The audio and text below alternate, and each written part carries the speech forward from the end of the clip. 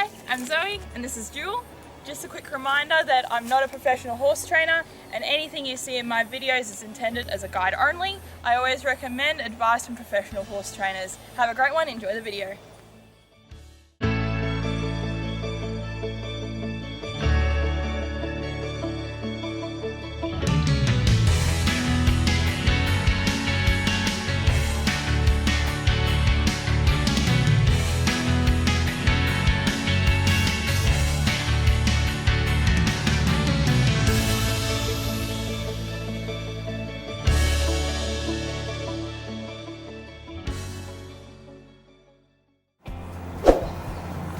Don't forget to like, subscribe and turn on notifications to our channel.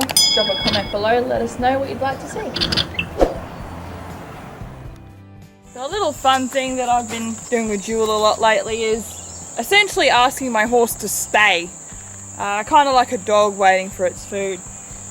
This is just a bit more of a safety thing for myself. Sorry, we've got a lot of horse flies going around at the moment. So it started off very much with having her on lead. She already knew how to back up. So something like this, back up. And I'd start off with stuff like this and just start off with her just on the lead and using "oh" as the cue. And I'd add a little bit of distance, "oh," between myself and her, "oh, oh." And no tension on the lead, and then reel her in and praise her. Back up, back up. Oh, oh, oh. Good girl. And I just sort of built on it from there before progressing to her not actually having a lead on when I do this. Oh.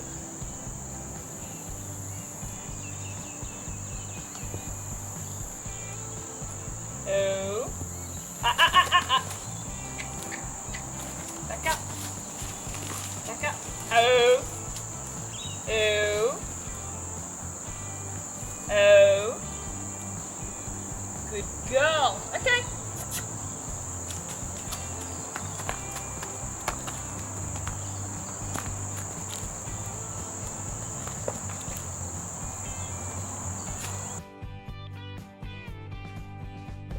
So to simplify this exercise, halter and lead your horse and try to aim for, in the beginning, up to 2 feet between yourself and the nose of your horse.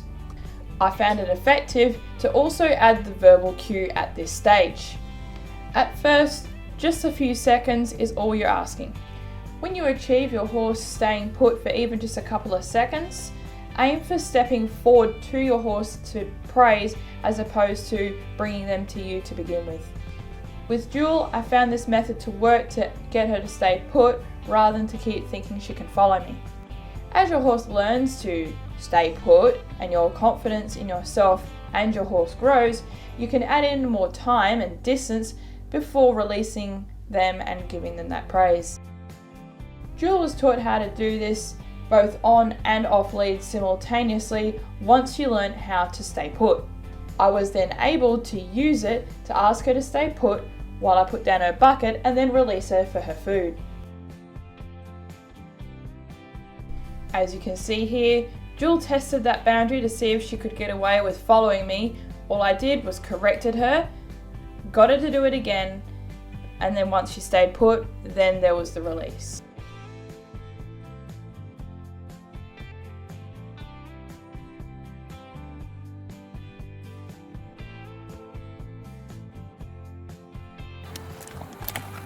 And she'll follow my body language to straighten herself out.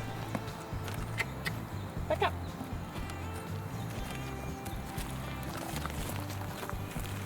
And asking her to roll like this. Ooh.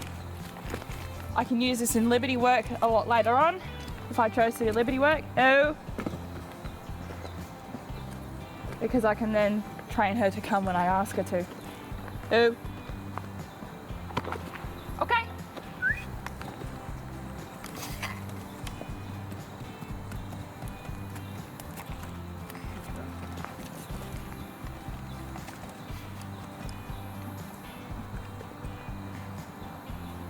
For those of you who have actually been watching our journey, when Jill came to me in 2021, I couldn't get near her like this, especially when food was involved. She'd rather turn her hindquarters on me than be friends and let me touch her around like this.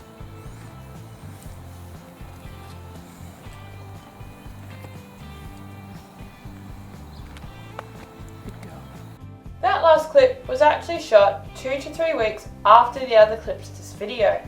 A big part of this was being able to read and preempt Jill's body language. Thus, I was able to intercept her and stop her moving before she actually did so. But reading Jill's body language doesn't stop here.